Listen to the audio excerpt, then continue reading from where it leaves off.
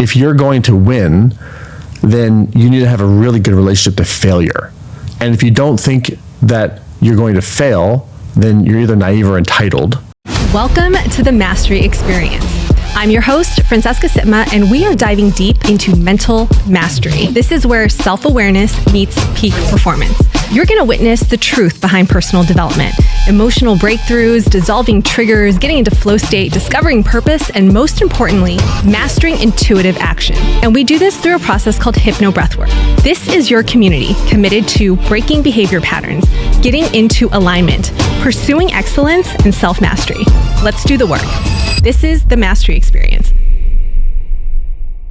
Shout out to Huel for sponsoring and partnering with the Mastry Experience. Mastin Kipp, OG in personal development, best-selling author, speaker. You are the creator of Functional Life Coaching, and Oprah has called you the thought leader of the next generation. Welcome to the Mastry Experience. I'm so happy to be here. Thanks for having me. We start every show off with a card from our Mastry card deck, and your question asks, what identity do you cling to for control? I have the best answer. Tell me.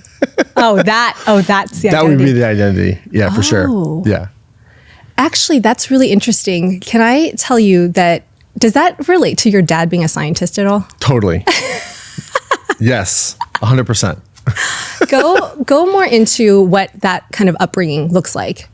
I think, well, my dad is amazing. He's a Vietnam vet. He was a combat medic. I mean, I don't know if you've ever seen Schindler's List. And at the end, there's this scene where all the people who Schindler's lives had impacted generations, they like lay rocks on his tomb. There's like thousands of people. My father has that many people alive because of him, because of the lives he saved in Vietnam. He's an incredible human, amazing man, and also a scientist and a biologist and a PhD. And he raised me in the scientific method, basically. So to question things, to form hypothesis. He edited peer-reviewed journals. And so we would always debate topics and take positions. And I'm like 4 years old, creating hypothesis and stuff like that. So not even knowing that this is not what a normal 4-year-old is supposed to do, basically. But he always treated me like an equal.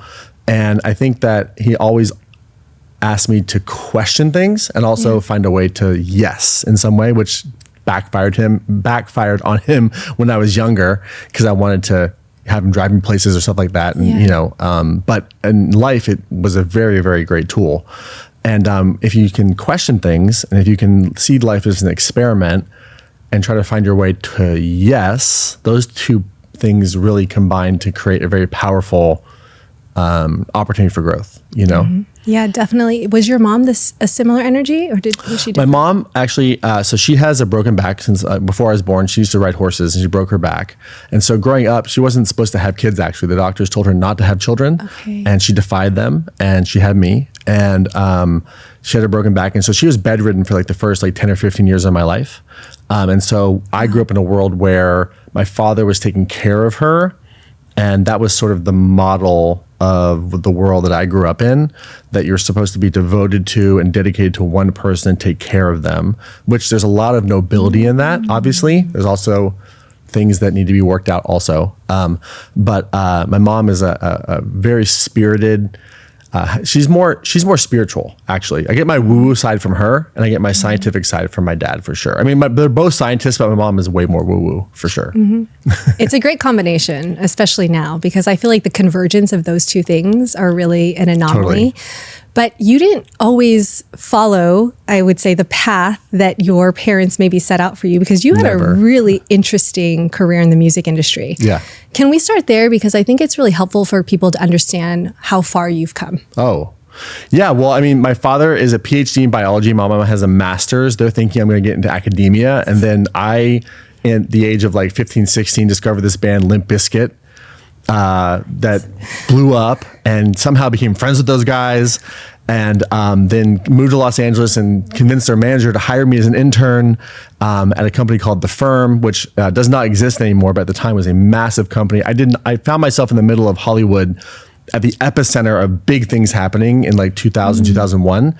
Not really knowing, kind of almost oblivious in a way of what was really going on. I felt like Forrest Gump a little bit, just kind of walking into some situation that you don't even really realize what you're in the middle of, basically. And I just thought it was cool because I was working with my favorite band, And then all of a sudden I started to realize, wait, we have these other bands, and the band coming up, this band, small band at the time called Linkin Park, or we had the Backstreet Boys, we had Korn, we had, so many, Enrique Iglesias, Britney Spears, we had Leonardo DiCaprio, we had Martin Scorsese, we had Natalie Portman, so many different people. We launched a Triple X franchise with Vin Diesel. We did a brand deal called For Pony, where we launched the first sort of celebrity-driven brand deal, where we paired a brand with celebrities in the early 2000s, which then became the model for today, basically. So there's a lot happening at that time. And I was just like a 19-year-old kid, like, this is cool. Not really aware of the environment that I was in. But I'm from Kansas, and you do hard work and you show up and you're the first one in, the last one out. Very ambitious, and got very successful very young. Worked my way up to being a junior manager at that company. And then Fred Durst from Limp Bizkit hired me to run his record label at Geffen Records, which is a major label, at like 21 years old, which is crazy to think about. During that time, you could say I was starting my biohacking journey.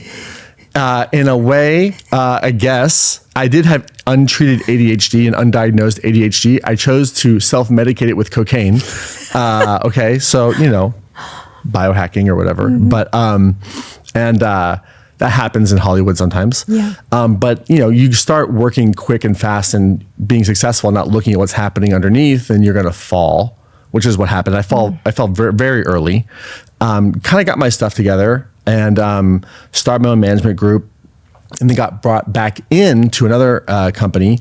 And a band had a huge hit called Crazy, called Gnarls Barkley, and they needed someone to manage them. And so I did that, and we won Grammys, and it was amazing. And after that, I thought, I don't want to do this music business thing anymore. It's not as fun as I thought it would be. I think it's fun to be a fan of music, but the industry is not enjoyable. Because whenever you get into any industry, you know the light side of it and the dark side of it. And the dark side of the music industry is just a little too dark for me, basically. But I formed incredible relationships. I got to witness the birth of some of the most incredible artists of our generation.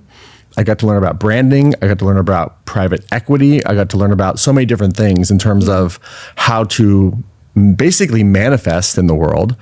And then in 2010, I had started a blog called The Daily Love, and Kim Kardashian had found it maybe a year or two previously.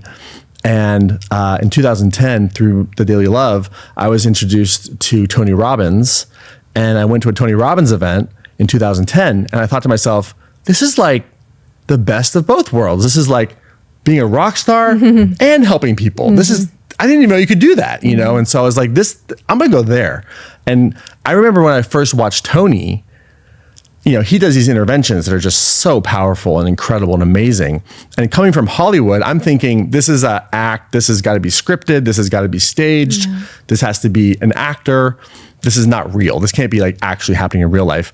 And then I realized that these are real people that he's doing real interventions on. And I thought, what magic is this? This is really powerful. And so I kind of just went all in on Tony and his world and personal development in general and seminars, and was very inspired by his work. And I've known him for, like 16 years now, and he's been nothing but generous to me. But what was cool about Tony is that he took like the seminar experience and combined it with like the concert experience, basically. And I, those two things were like so different in my mind, and he brought them together in such a beautiful way. And I thought, let's do that. I feel like I've seen an evolution in your coaching just for as long as I've known you. I was introduced to you by Claim Your Power, your book on purpose. And it was really life-changing for me, because I think when you talked about purpose, you were so much more real about it. It wasn't that you're going to find your calling and then life is going to be blissful and you're going to have peace and joy. You said it's going to take courage. You're going to be tested. And that's exactly what I was experiencing. And when I read your book, I found so much solace in the fact that I was being forged. I was really becoming a stronger person, a more soulful person, a more aligned person. And it wasn't through ease, it was through challenge, and it was through obstacles, and it was through becoming. And now when I really look at your work, it's so much more about teaching us on nervous system regulation. Would you say that was sort of an evolution you went through? I think for sure I'm always evolving. I think that at the end of the day, my wish is for people to be able to find out what is unique about you and how can you bring that to the world in a way that makes the world a better place. I think if we do that at scale, lots of positive things will happen. Yeah. And, you know, as a talent manager, that's basically what you do, right? We're sitting down with a Fred Durst or a Chester Bennington or whomever, and we're looking at what makes this person, this band unique. And what is their vision and what do they want to do and how do we bring it to life at scale? And it's like really beautiful to see that happen and the impact that can happen. And so it's whatever it takes to make a creative successful is the same thing it takes for you and me to be successful. And the other thing is that when you're working with, you know, people who are achieving at a high level, on the outside it looks shiny. On the inside, you can see a lot of chaos. And I always thought it was really strange that people thought that once you made it, you're happy. And that doesn't really, success and happiness are not the same thing at all, in fact. And Tony has a great quote that success without fulfillment is the ultimate failure, which I couldn't agree with more. So as I got deeper into seeing successful people's lives and the inner workings of their lives, I was like, there's a lot of dysfunction here. What's that about? And then working with people and having them set goals and then not be able to achieve them, there was this thing that was like blocking it. And that's what got me into understanding more about trauma and wounding, whether it's like emotions that we hold or somatic posturing or memory or whatever. There's lots of different versions of it. But experiences traumatize us, basically, multisensory experiences. And I thought to myself, okay, this seems important. Maybe this is why people are not able to achieve what they want. And so I wanted to do work on that. And then at some point it dawned on me that performance and healing and pretty much all of our experiences in life are all filtered through the nervous system. So it's like the thing to focus on because the good, the bad, the ugly, everything is experienced through the nervous system. So if we can understand how it works, then pick your season. A healing season, we know what to do there. Or a performance season, we know what to do there.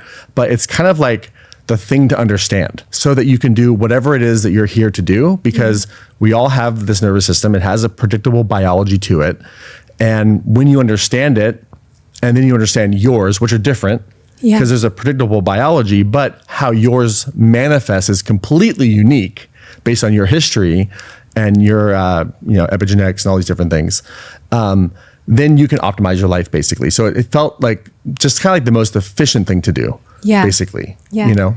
One thing I want to just kind of pull the curtain back on a little bit is the way you talk about trauma in your book, Reclaim Your Nervous System, because you say that there's not really little t or big T. You don't love that kind of definition of it because it's all relative to us. And I think it's important because specifically with my audience, there's a lot of high performers and they'll almost discount what they've been through. Oh, it's a bad word. It's a 4-letter word. And certainly I don't have it. Trauma? What are you talking about? I don't have trauma. So forget even the word trauma. Right. Overwhelming life experiences, stress, anxiety, sadness, depression that lasts long periods of time. There's something going on there that we want to investigate. And I think we don't even need to debate if it's trauma or not. Yeah. Something happened in your system that's causing you to be in this state that you don't want to be in long enough that we should probably do something about it. Yeah. Do you know what I mean? 100%. And I've actually been thinking about this, and it was a question I had for me personally, and I'm going to ask you selfishly, because when we talk about these in more like psychological kind of containers, we think about it in regards to childhood. But I've been really curious about adult experiences that have left imprints on me. And when I put walls up and when I'm defensive, when I anticipate or assume things are going to go wrong, like a really, really simple thing happened to me in Miami. Just this past weekend, I forgot my curling iron. I needed to order one for my event.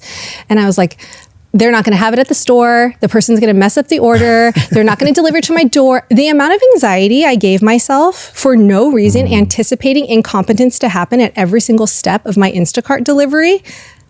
I created that anxiety on my own purely. Everything happened perfectly. But I anticipated through maybe past events where things weren't optimal or customer service wasn't good or deliveries and just a very small thing like that, I saw how I was creating anxiety in my life. Do you see other people doing that with kind of small things that happen to them as grown, developed adults? Well, look, The short answer is yes. Think of it this way. When we don't have information about something that we care about, our brain will default to fill it in with negative information. Yeah. The reason why, think about this for a second. If you're walking through the woods and it's dark out and you're walking and you hear like a branch snap behind you, are you thinking like, oh, is my friend going to punk me or prank me right now? Like, probably not.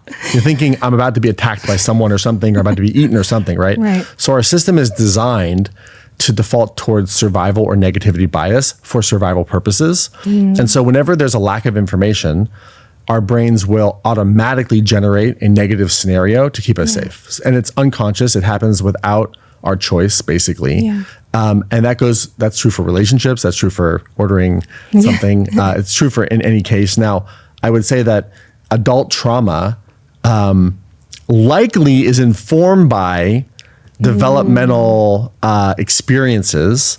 And certainly you can have new experiences in your adult life that quote unquote traumatize you. However, your developmental orientation will likely inform how you're traumatized by something, if that makes sense. Because it's sort of like it's a timeline. Yeah. So it's like you get filters that get added on, layers that get added on over time.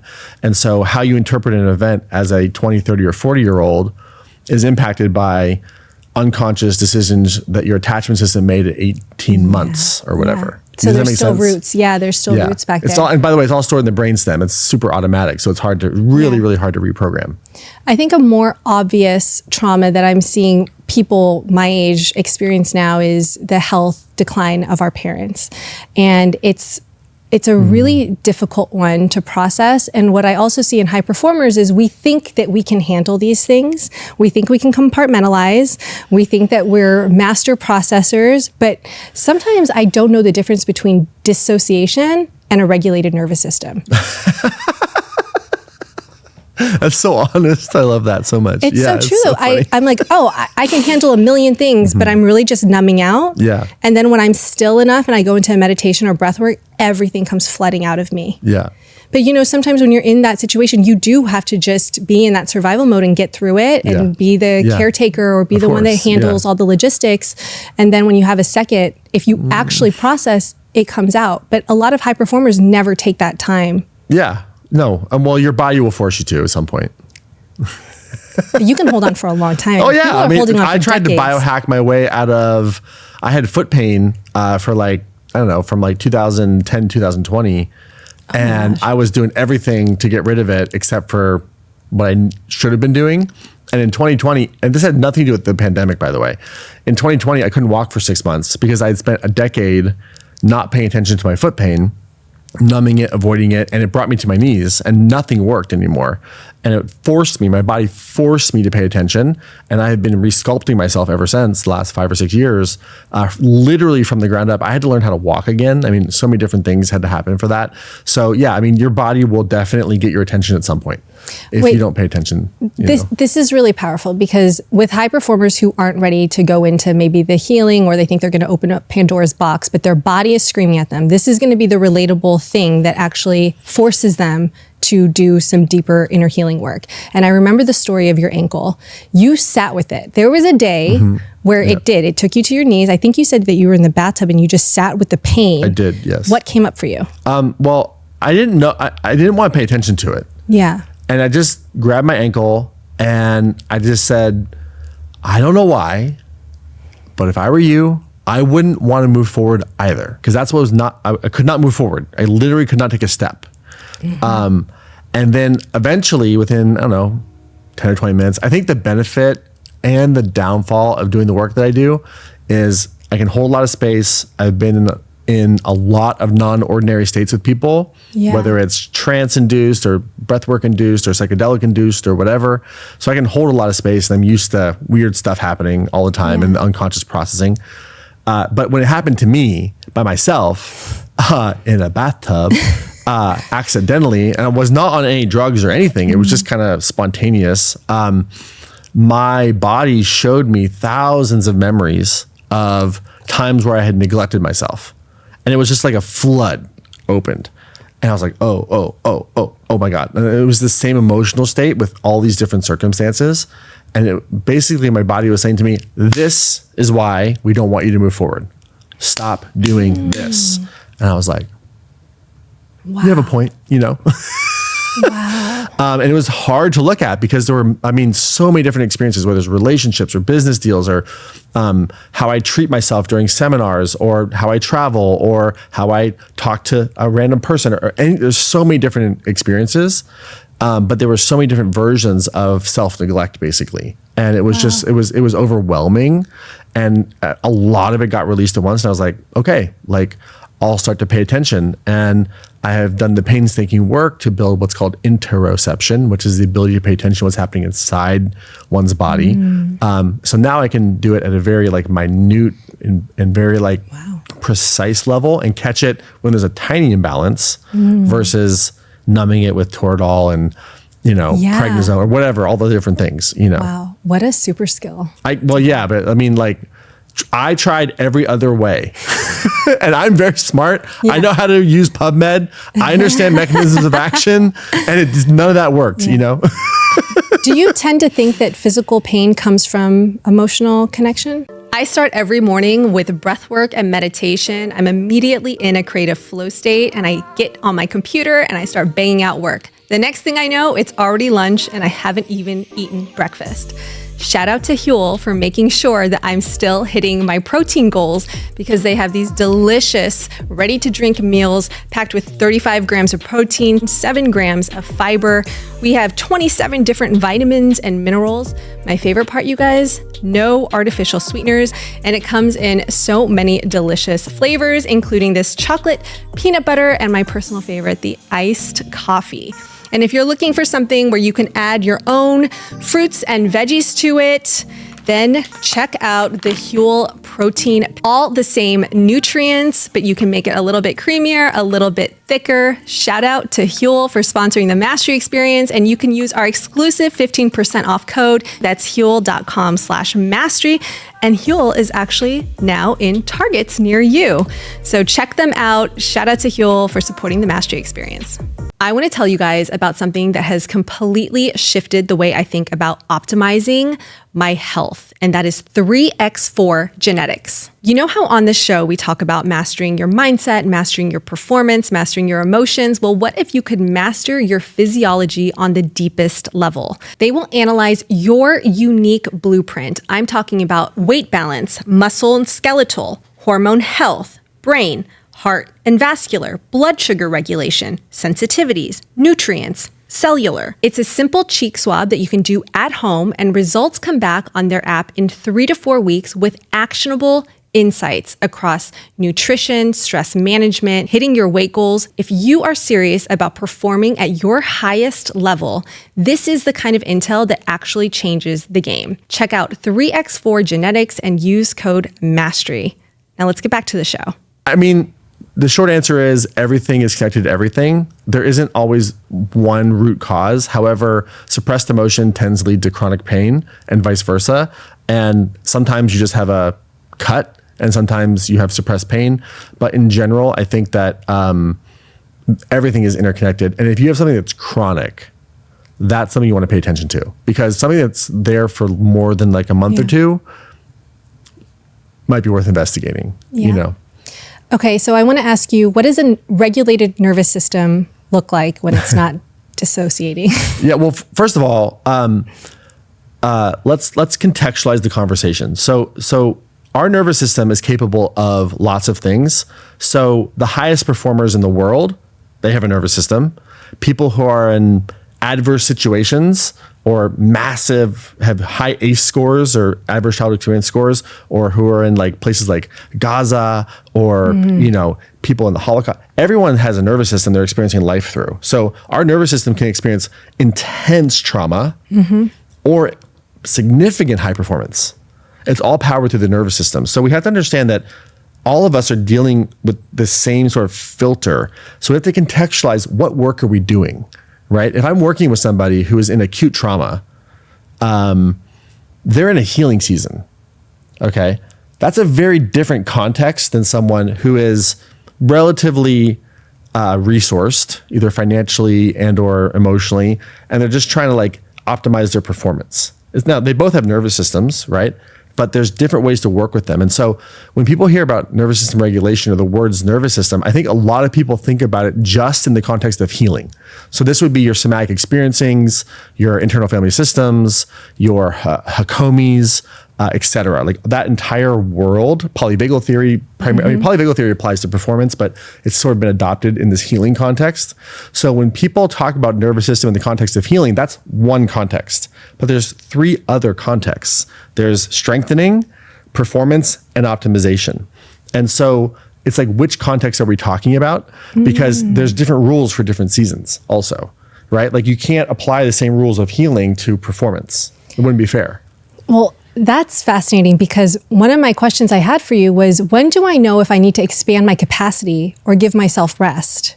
Because I feel like I have high tolerance for pain from a lot of abandonment in my childhood and sort of like cyclical trauma that my therapist says that I have from my father. And so I have a high tolerance and therefore I have a high drive. But now when I come up against ceilings in my business, I can sit with myself and say, is this not in alignment for me because it doesn't feel flowy and it doesn't feel intuitive? Or do I just need to expand my tolerance to do harder things that aren't in my wheelhouse? Well, what season are you in? So if you're in a healing season, okay, so let's look at like your basic somatic healing modalities, okay? Whether it's somatic experiencing, the top 2 would be somatic experiencing and IFS, right? What they have in common, unburdening, making contact with hard affect or hard emotion, befriending, titration, pendulation, movement, basically not being afraid of yourself. That's the way to think of it, because all the trauma that we store in our body is just your biochemistry. It does not exist anywhere else. Like whatever happened to you is gone. The only place it exists is in you. So when you're doing that work, you're becoming less afraid of you. Does that make sense? Yeah. Like it's your emotions, it's your beliefs, it's your physical sensations.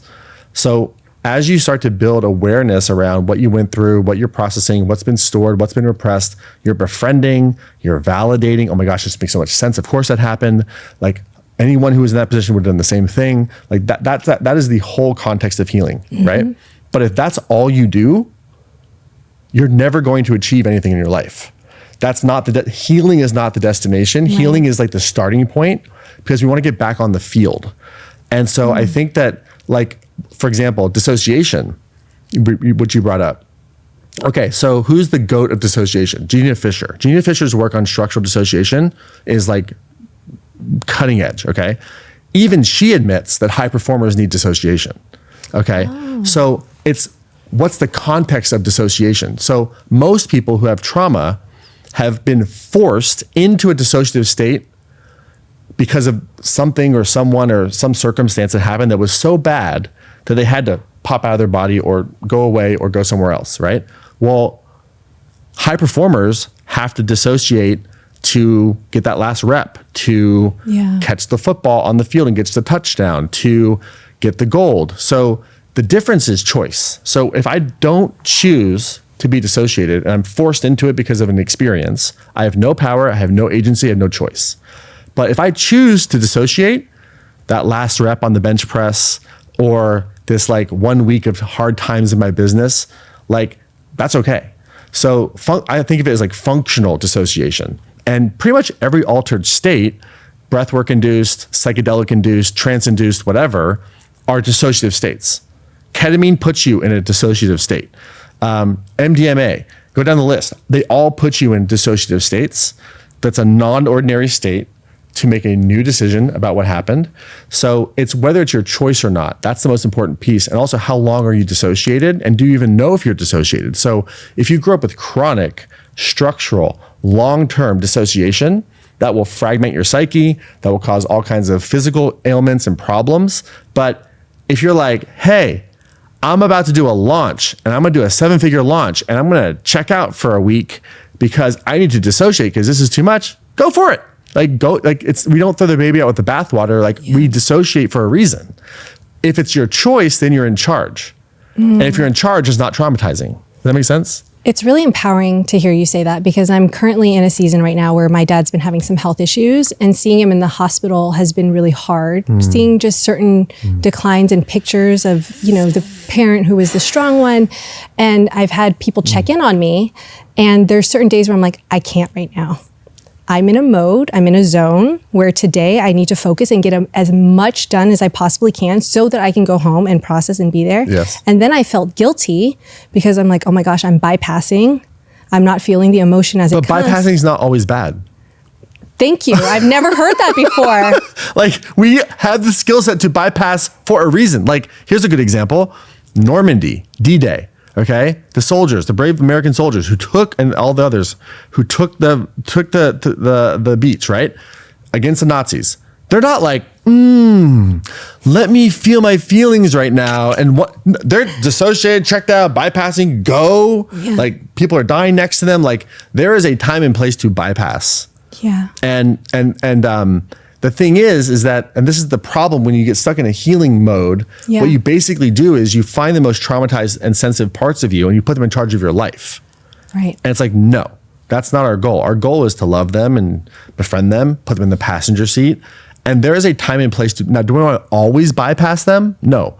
But should I bypass them for a day, a week, a month, a year? Maybe. Wow. Because I'm trying to get something done. And so we don't want to, let all of our emotions run the show at all times. It's like we need to have the agency to say, what do I need right now to accomplish my goal? Does that make sense? It makes sense, but I feel like for the average person, that's a really fine line to tread, because I'm having a lot of challenges in the wellness space in California. Conditioned as a New Yorker, we work very hard, maybe similar to what you experienced in Kansas. And when I come to the West Coast, it's like, well, I need to process my feelings today. Like, I need to take a mental health day. And for me, when it comes to work, there has to be some compartmentalization. We can't just be feeling our feelings all day. We have things to get done, especially if you're the business owner and entrepreneur. Yeah. So I don't feel like we always have the right discernment of when it's appropriate to feel and when we need to just head down, get work done. Yeah, well, I mean, I think at the end of the day, your bank account will tell you. Yes. Like, I don't know. Yes. Your bank account does not care about your trauma or your emotions or Mercury in retrograde or whatever. That does not care. It's money's going up or down based on what you're doing or not doing, right? And so it's all about the utility or purpose or value of something. And the thing that, how should I put this? What's really popular right now is people are using nervous system regulation as a term or self-care as a term, but it's really avoidance. It's avoiding a hard conversation. Oof. It's not wanting to deal with something. It's like it's not being in touch with what's real, basically, and it's basically bullshit. Yeah. And it's a way to avoid accountability and sound like you're not. And it's like, please don't adopt therapy language to make someone else accountable for what you're not facing. You know what I mean? Like, that's no, good. Thank you. Right. And by the way, stop saying you're being gaslit. Just become ungaslightable. You know what I mean? If you just trust yourself, then you won't be gaslit. You know what I mean? Like, hello. Right. Yes. So it's like, there is an adoption of this language to sort of justify, lack of healthy confrontation, basically, or just saying what you really want or need. And so, like, for me, in my life, my standards, if you don't have capacity for me, you're out. You're out. Like, I don't want to hear you don't have capacity. Like, if you don't have capacity, I'm a 300-pound dumbbell. Okay, so don't come to the heavy end of the weight section and tell me you don't have capacity. Like, go lift the bands. You know what I mean? But like, I want to do big things in my life with amazing people who have high capacity and who have capacity to tell me what they need, what they don't need, when they need it, and all the different type of stuff. And they don't avoid conversations. They don't use the astrology or the Kabbalah or whatever to say, I can't right now because the timing of the moon and this. It's just like, have the conversation or not, right? So it's like, if you don't have capacity for somebody or something in your life, what you're really saying is, Unless you're like literally hypoxic. Like if I took your oxygen levels and you were at like 60 or something, or you had like no blood sugar or something, okay, now you don't have capacity, right? But other than that, what you're really saying is you're not a priority. That's what you're really saying. And so I'd rather just be honest about it than make it like a mental health term. Does that make sense? But how does one develop capacity? Because I had this conversation with Dr. Nicole LaPera, and I said, I don't know if I'm lacking empathy. Well, I do know I lack empathy, or people need to develop more resilience. They need to be better. They need to try harder. They need to take action, because I find myself frustrated more than I should be. And I know that trigger is for me to work through, but I feel like we've over-indexed in the wellness space of, rest, recovery, being gentle, love and light. And I like the side of do the deep work, be accountable for yourself, work harder, be more resilient. So how does somebody know that they need to develop capacity versus just resting? First of all, what are you resting from? Like, I'm serious. Like, what are you resting from, right? So it's like, let's talk about rest and recovery, okay? Yeah. I spend about 51% of my life resting and recovering, from 49% of my life being hyper intense, right? Having hard conversations, starting businesses, making lots of money, losing lots of money, almost being bankrupt, relationship problems, people dying, people almost dying. Like, there's so many different things that I'm engaged with my life. So when I'm resting and recovering, I'm resting and recovering to get back on the field. Right. Okay. So it's like, are you going to regulate your nervous system and to avoid a hard conversation? Or are you going to have a hard conversation and then regulate your nervous system? Are you going to go work out and then rest? Or are you just going to rest? Right? Like, it's like, again, it's this avoidance culture, right? So it's like, if you're choosing self-care and rest to avoid taking risk, being courageous, and growing, you're becoming weaker. You're basically becoming weaker is what's happening. Yeah. And it's not a good thing. And it's basically also very egocentric to say, well, I'm just at capacity right now because, well, whose nervous system counts in this relationship? It should be both of ours, right? Not just yours, right? So there's a lot of self-referential processing. It's like, well, it's too much for me. It's like, well, if it's too much for you, you're probably going to be alone the rest of your life. Unless you get a bunch of people around you who don't care about themselves. Right. And then there'll be zeros and you'll be 100%. But in general, I think it's about having rest and recovery from actively participating in building something that matters, whether it's a relationship or a business or a life, not just like self-care. Because like self-care in and of itself, if that's your goal, you're choosing to be weak. Does that make sense? 1,000,000% it makes sense. And it's such permission for me. I remember having a call with a bunch of my hypno breathwork coaches a few years ago, and everyone was, complaining that they needed rest. They did a launch or they posted something on Instagram and then they were tapping out. And I was really passionate about, have you earned your rest? I feel like we're over-indexing on this side, and I got canceled by a couple people for feeling really strongly about that. So it's nice to hear you own it with so much conviction. Life will teach you. Yeah. It will teach you. Like, okay, let's just be honest, okay? If you're ambitious, if you're starting a business, if you're trying to do a launch, whatever it is, you are choosing a hard life. So own that. Don't expect to go into do something hard and just expect it to happen for you. You have to earn it. And we're all tired. I'm tired. Okay, you're probably tired. Everyone watching this is probably tired. We all have hard things going on. There's always something bad happening in the world, right? Guess what? There's still things you can do to change your life. There's still things you can do to add value. And some of us are more ambitious than others. If you're ambitious and you're choosing more, you're doing that to yourself. So be self-aware in that and own that choice, and then start to understand, what do I need to be resourced to be this ambitious? Or just be okay with what you have.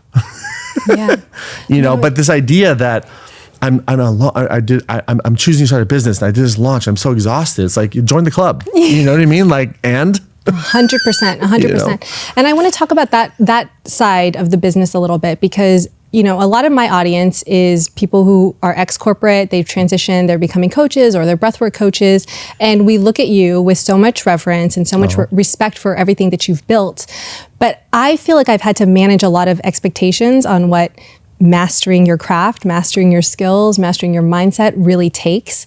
And I want to know from you, what has the journey been like for you to develop the platform that you have? I mean, I have a really developed and profound relationship to chaos and befriending chaos. But it's chaotic. It's not like this. It was this peaceful journey of you discovered, I'm going to mix these things, and then you just took off and had all of this success. What did the journey take? Everything.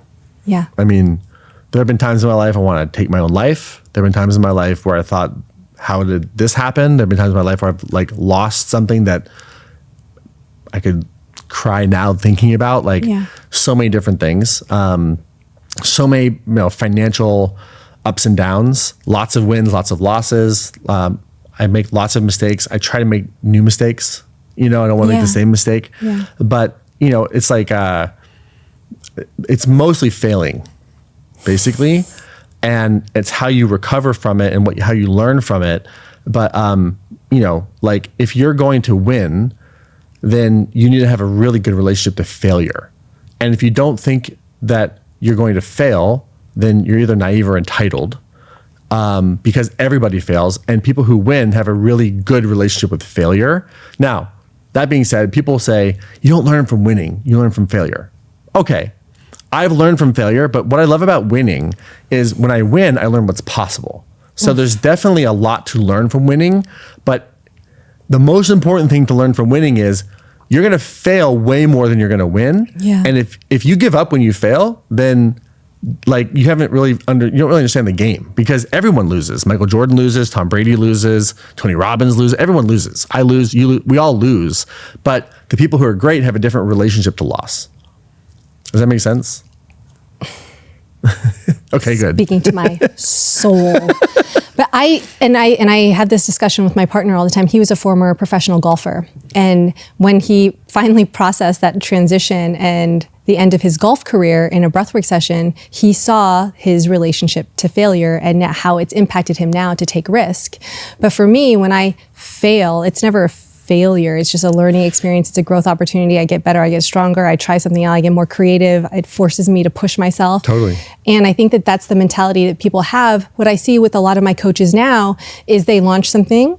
They get really excited about it. They have an amazing creative idea. They don't get the response that they want on social media. And that's it. They throw in the towel. And when I have conversations with people like you, it's like, it takes way more than that. That's called amateur. No, it is, because guess what? I've had lots of things fail. Yeah. I've had lots of everyone talks into the void for a while on social media. Like, you got to earn it. You know what I mean? Like, it's like, that's part of the game. And also, by the way, compared to how it used to be, you're telling me you can't post on Instagram every day for a year into a platform that publishes to billions of people all over the world, that people have invested probably at this point, I would imagine, billions, if not trillions of dollars into perfecting the algorithm. And you can't publish once a day a little quote card or a little video that was made on this iPhone or whatever, and that goes globally to potentially your ideal audience. Like, back in the day, you had to do so many other different, you had to like go out and actually talk to people and reach people and like call and mail, and all you have to do is now just like type some stuff and hit a button, upload it. It's like, it's so simple. And it's just like, what's up, you guys? Like, just do it. And I think it's more about the process than the reward. And if you're doing this, if you're trying to be a coach or therapist or practitioner of some kind, and you're doing it for the likes, you shouldn't be a coach or therapist or practitioner, because I'm not doing it for the likes. I'm doing it for my clients' lives and their transformation and how that makes me feel. And the likes and all the other stuff is sort of like secondary. Yeah. But this like, I did not get into this field to be a famous life coach or something. I wanted to help people, and whatever, people becoming aware of me was a secondary action to it. But the response that we get on social media, it's like, who cares? Yeah. No, literally. And I want to ask about when you started to become known and you were starting to get on bigger stages and you were starting to be recognized by people like Tony and Oprah. Was there anything that you had to heal psychologically in order to be seen and have that level of visibility? Dissociation. I didn't heal anything. I just like, I'll just go. No, there was no like healing. It was just like, oh, what? Yeah. Okay. And I mean, I remember when I was flying to Chicago to film Super Soul Sunday, Gabby Bernstein and I were on the same flight. And I was like sitting outside the flight and I was like, I don't think I'm going to go, you know? And she's like, come on, you know? And I was like, okay. And like, thank God for that moment. Thank you, Gabby. But like, there was no like prerequisite. It was just kind of like add value, add value, add value. Oh, look what happened. Oh, okay. This is happening. Continue to add value. And I think that also like, I don't identify as a healer. Yeah. I don't look for things to heal. I look for things to create. I look for things to share, to change the lives of others, to be useful. And then if something emerges, then I'll look at it. Yeah. But I'm not necessarily looking for healing necessarily. Does that make sense? You know? Yeah. But did anything happen on the other side of that when after you did Super Soul Sunday, when maybe, was there more criticism, more judgment? Was there?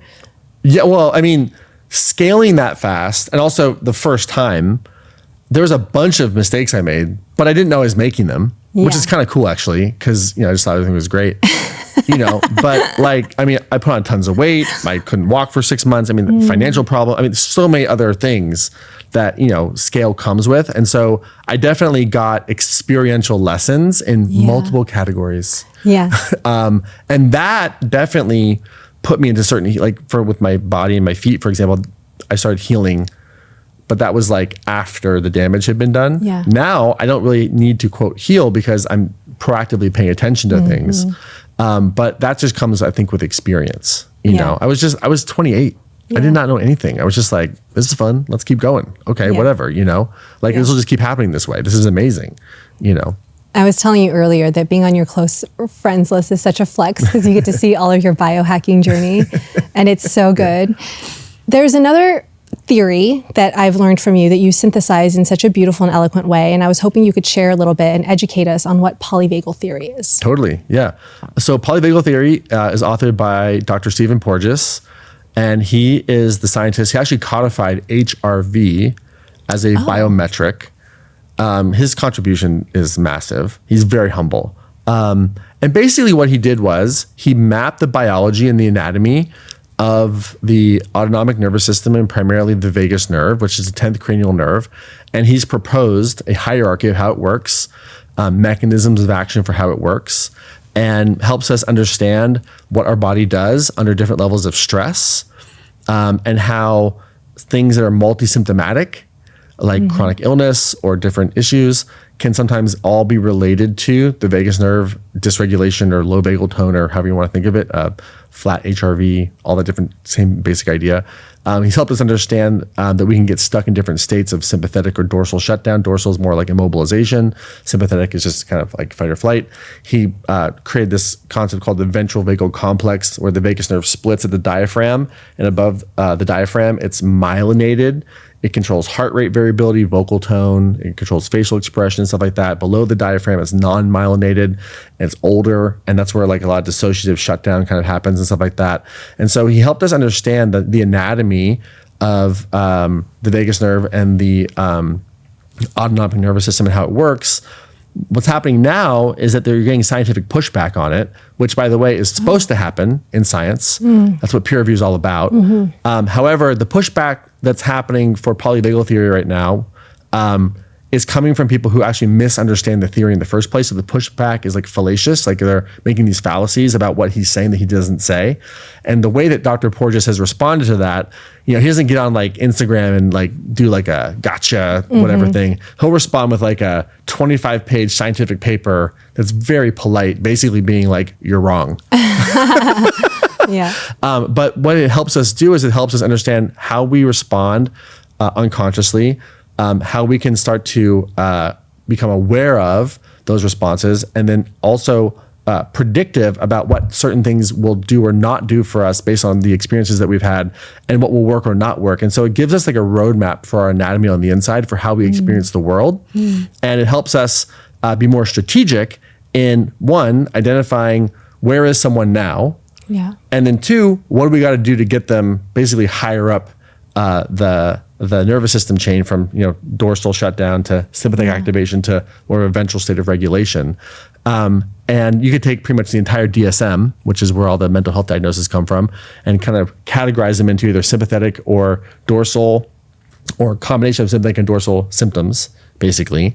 And so he's really simplified, I think, a lot of the ways in which the body and nervous system can become dysregulated, and help us understand like the sort of like mechanisms underneath what we're seeing presented.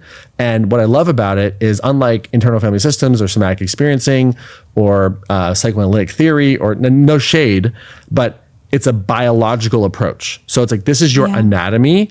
IFS was something that Dick Schwartz created based on observing people and informed by other systems and other modalities like Gestalt and Virginia Satir's work and stuff like that, who were making observations of patients. And they said, oh, here's a model. We think this is kind of how it works. What Stephen Porges is saying is, this is your biology. Yeah. It's not a psychological model. It's a biological model. So this is how you actually work. So it's like a very different approach, because when you take a biological approach, you can be far more precise, because Freud had miscalculations, Jung had miscalculations, Pierre Levine, lots of respect, miscalculations. Dick Schwartz has miscalculations. They've also added massive value in their modalities, but they don't take a biological approach. Right. They take a model approach based on a person watching somebody else and making distinctions. But every person who talks to somebody else is observing the exact same nervous system, whether it's a traumatized nervous system or high performance nervous system. Porges says, here's the anatomy, here's how it works. And I like to start from there. And so anything that doesn't align with anatomy, I kind of throw out. Just like if you're trying to build, I don't know, if you're trying to build a ship to go to Mars and you're ignoring the first principles of physics, you probably won't be successful. Yeah. You know what I mean? Yeah, Does that make sense? I do. And I feel like you're really pointing out a lot of blind spots in my own coaching, because even when you said there's 3 nervous systems, which one are we optimizing for? I was thinking, I think of one nervous system that everyone has, and then I get frustrated why people aren't taking action, and kind of miss this middle of what it's associated to in their body. And I feel like you go really deep into that in this book, in Reclaim Your Nervous System. And you were mentioning just before we started that there was a reason why this is more technical and more scientific. Totally. Can I ask why? Well, because like I'm a very existential thinker. Yeah. I like to think about moonshots. I like to think about like the nature of reality and God and the creator and why are we here in the first place and all this type of stuff. Like I kind of spend a lot of my time in that place. And like, you know, I have a cross tattooed on my arm. Like I consider myself a Christian mystic. I like to hang in those conversations, and I love helping people unleash potential. That being said, as I started giving people advice on what to do or not do, I want to understand, because my dad, you know, peer-reviewed science and biology, am I giving good advice? What am I even saying to these people, you know? So I wanted to understand what are called mechanisms of action. Like when you are in a certain state or a certain thing or a breakthrough or a trauma response, what is actually happening in the body? And so if you look at my first book, Daily Love Growing to Grace, that's a very kind of like spiritually oriented book. Claim Your Power is kind of like achievement, trauma, and spirituality. And Reclaim Your Nervous System is like, what the fuck is going on in your body, basically? Yeah, so it was almost a descent into the soma, into the body, to understand mechanisms of action so that you can contextualize whatever experience you're having, and also understand the value and limits of your preferred mechanism or modality of choice. Like, so if you're a Joe Dispenza person or a Tony Robbins person, or if you're a somatic experiencing person or IFS person or whatever your thing is, all of them have great value and great limits. The nervous system is much bigger than any one modality. And so we want to be able to say, hey, this is what's happening inside your body. And when you're doing a Dispenza thing, you're getting this part of it. When you're doing a Tony thing, you're getting this part of it. When you're doing a somatic experiencing thing, you're getting this part of it. But here's the totality of what's happening inside your body so that you can have a more integrated approach to whatever you're trying to achieve. Because I love all these different modalities, but it's almost like no one's talking to each other. Do you know what I mean? And so I wanted to create a body of work that said, here's what's happening inside you. Yeah. And then go apply that to your Dispenza work or your Tony work or your SE work. And by the way, if you're doing Dispenza work and you're going to like 0 point and you're expanding, but then these trauma responses come back, why is that? Here's why. oh, if you're doing SE and IFS and you're unblending and unburdening, but you're not moving forward, why is that? Well, here's why. So it's not against, so it's not anti-Dispenza or anti-Tony or anti-SE. It's more just like there's this spectrum of things that are all being experienced through our nervous system. And I want to create like an integrated model so that you can understand where you are and also help you get to somewhere else faster too. Yeah. Given all of your technical scientific research knowledge on nervous system, what dysregulates you still? Grief. I really wish I could I want Elon to find a way with Neuralink to take grief and deprogram it from our nervous system. I'd be so happy about that. I literally it's the hardest emotion to feel is grief. Agree. Yeah. Grief and loss. Yeah. Is it present in your life right now? Oh yeah, for sure. Yeah. Big time. Yeah. I mean, I think I've had death anxiety since I was about 6 when I realized I lost my first dog, got hit by a car. And I was like, oh, well, we'll just stitch her back together. I thought like a stuffed animal or something like that. Yeah. And my parents were like, no, that's not how it works. And I was like, what are you talking about? And learning wait, you can't, they can't, what's death? They can't come back. It was unfathomable to me. Yeah. So I think I've probably had an existential crisis about that ever since on some level. And then whenever there's a relationship loss or a loss of a loved one or whatever, it's just there's a part of me that's just kind of can't quite handle it. And the best meaning I've been able to find for it, because my story is it's not fair or this shouldn't be happening whenever there's a loss. And what I've found, the only thing I've been able to find that really, trust me, I've tried to ketamine it away. I've tried to everything, all the things. It's what makes grief go? Oh, Tylenol. Okay, let's try Tylenol. It doesn't work, whatever. Literally it numbs emotional pain. The only context I'm able to find is that life was given to us. It was a gift. And that is more than fair. And something ending, it wasn't yours in the first place. So whatever I've loved or whomever I've loved, it wasn't mine. And I can't control the comings and goings of people, why people get a disease or why certain things happen the way that they do. I can't control any of that. But what I know for sure is I did not create myself.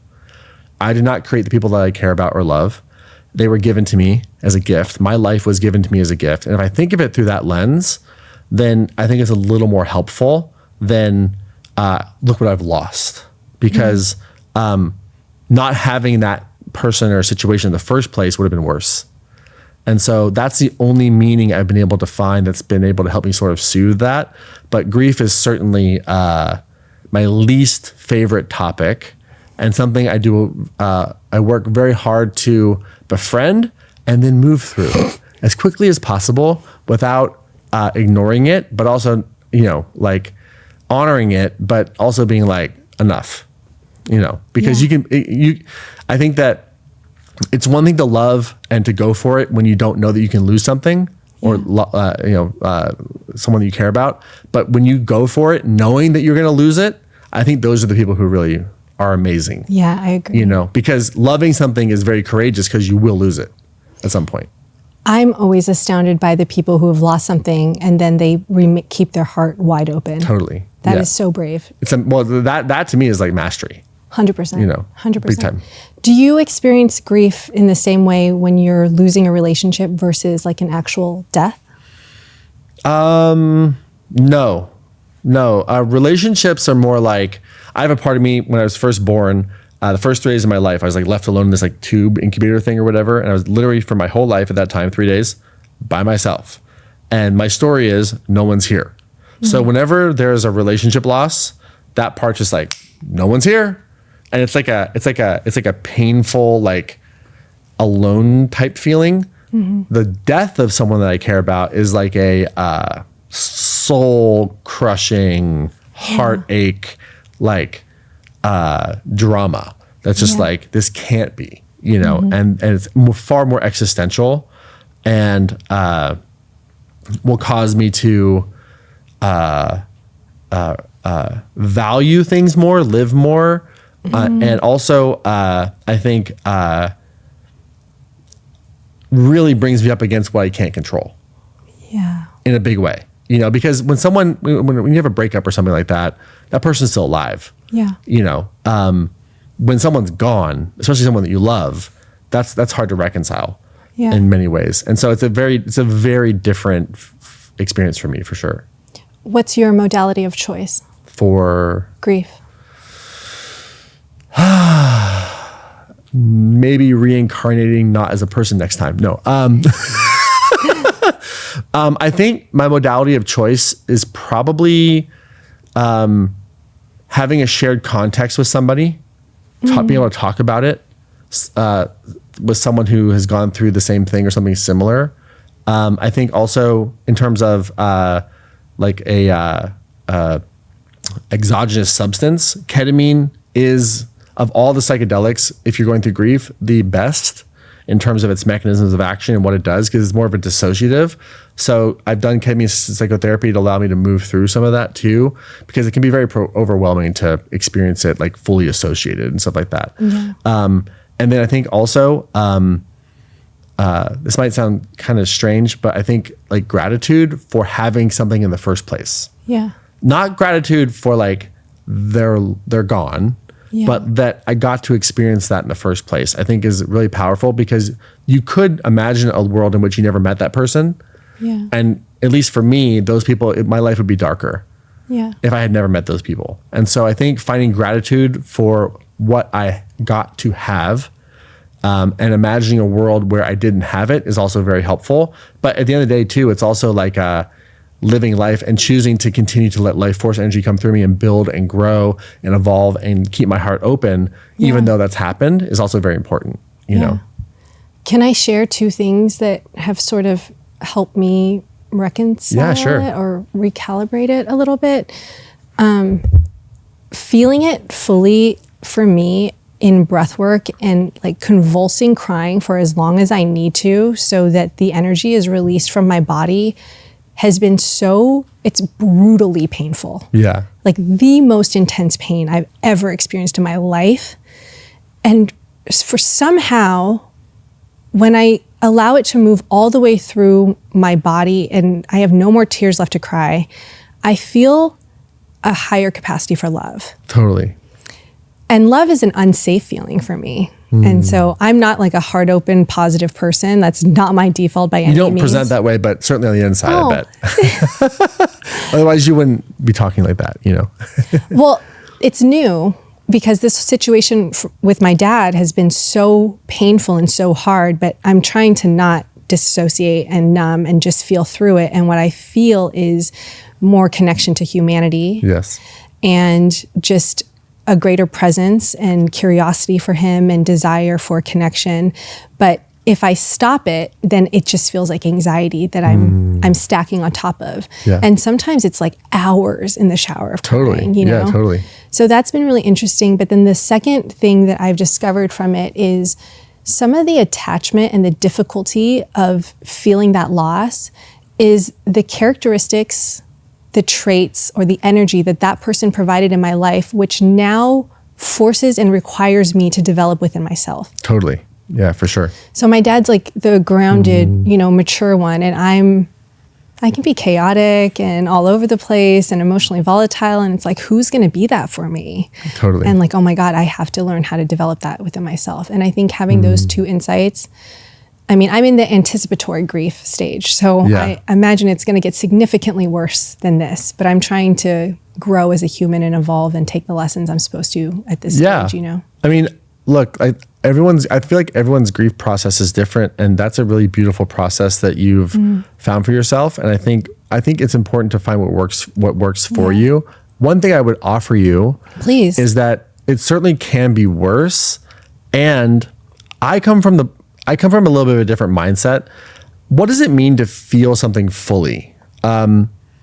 So like, for example, let's imagine you have a kidney stone, right? And you have to pass it. Okay. What's that painful experience? If you could choose, would you want to pass the kidney stone feeling it or not feeling it? If you could choose. Oh, if I could pass it without feeling it? Yeah, of course. Okay. So that's kind of how I feel about emotion. And that's one of the reasons why I like certain substances at certain times, like ketamine, because what ketamine, so Xanax will flood your body and your brain with like GABA, and it like, you just pushes it away. It doesn't exist. Or like if you have alcohol, right? Like it kind of pushes it out, numbs it, right? What ketamine does is it kind of gives you a little bit of distance from it. Ooh. It dissociates you a little bit from it, but you still process it, but just a little less painfully.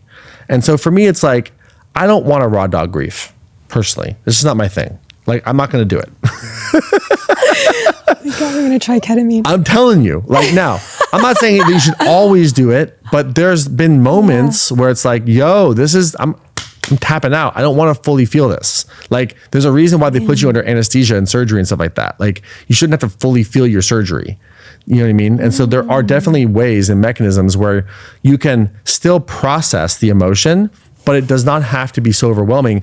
And what's different about ketamine from the other psychedelics is if you look at most of the other ones, they're entheogens, so they amplify emotion. Ketamine gives you a slight distance or mindfulness from them. So they're still there, but they can process through you in a way that's less overwhelming for your system.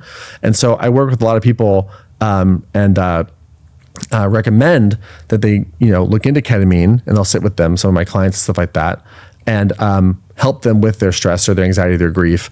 And it's a gentler way to process, and it's still moving through. So it's not like you're creating constipation emotionally. It's still moving through. It's just not as overwhelmingly painful. Does that make sense? I received that so much because as you were saying that, I was recognizing the belief I have that it's supposed to be hard. No. Life is supposed to be hard. And that brings me to something that I would love to close with is I've seen you say multiple times that we're not supposed to stay in our healing, that life is meant to be enjoyed. And people get really wrapped up in the identity of needing to heal and whatever that trauma looks like for them. So can you once again give people permission to go enjoy their lives? Well, like just think of it like this, right? Like I believe that we live in the infinite game. Like there's always a level up. I also happen to believe in multiple lives, even though I'm a Christian mystic, which whatever, that's a different topic. But I believe that we're always growing to infinity, like always. That's our soul's purpose. And so like, if life is an infinite game, that's one of my presuppositions, something I believe, okay? What is the point? The point is if you're in the game and you get injured, the point is not to just go heal and be on the sidelines of the game and just be okay with being on the sidelines and using your regulation and coping skills to be okay with being injured while the game's happening. Like that to me is like that's not it. I want to go heal so I can get back on the field and get back in the game and win. And so I think that healing is a season. It's not the goal. It's the beginning of something. Like athletes go get surgery, they heal, they do their rehab, they get back on the field and they want to go win the championship, the World Series, whatever it might be. And so whatever your World Series is, whatever your win is in business or life or love, the whole point of healing is to get back into the infinite game so that you can continue to grow and become more, to serve others, and to create abundance in your life and stuff like that. The purpose of healing is not to just deal with losing better. Like that's not the goal. And I have not been through trauma that some of my clients have been through. Some of my clients have been through some of the most intense things I've ever heard of, and they inspire me. But whatever you've been through, it's over. It's over. Okay. The only place it exists is in your nervous system, and don't let them win by staying on the sidelines. Like get back in the game and win and break cycles and like bring forward what's yours to bring forward and become more so that you can serve more people. Like to me, that is the ultimate game, and healing can be like a part of your journey, but it's not the destination. It's just like you're just passing through. The goal is enjoyment, life, growth, expansion, abundance, unlimited capacity, unlimited potential, like becoming more, like all those things. Like to me, that's what it's all about. It's not about, well, my inner child is running my life now. Like, no, like, please no. Talking to you feels like I just took 1 million units of NAD and glutathione together, which I love that feeling. Thank you so much. It was just such a refreshing and honest conversation, and you're so embodied and there's so much conviction in everything you say, which just like shows that you really know who you are, and I just am obsessed. So Thank you so much. Where can people find you? They want to learn more. They want to join. Just my name, Mastin Kipp, MASTINKIPP at Instagram, whatever, all the things. Okay. I'll be there. And we'll put that in the show notes. If anybody wants to experience a hypno breathwork session around nervous system regulation, I would recommend getting grounded on Mastry app. Thank you for being on the Mastry Experience. It's my pleasure. Shout out to Huel for sponsoring and partnering with the Mastry Experience.